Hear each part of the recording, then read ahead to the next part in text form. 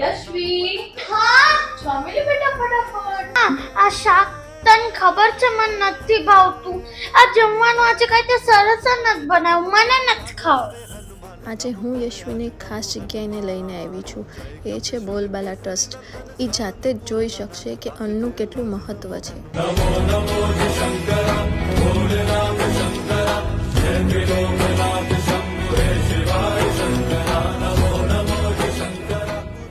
બોલબાલા ટ્રસ્ટને 35 વર્ષ પૂર્ણ થયા છે. દરરોજ બાળકોને સમયસર ભોજન પહોંચાડે છે. આજે યશવીને અન્નનું મૂલ્ય સમજાઈ ગયું છે. ભગવાને આપણને ખાવાનું આપ્યું એ નસીબથી છે. યશવી આશ્ચર્યથી બાળકને જોઈ રહી હતી. આ બાળકો કેટલા ભૂખ્યા છે. યશવી હવે સમજી ગઈ છે કે મમ્મા દરેક જમવાનો દાણો કિંમતી છે.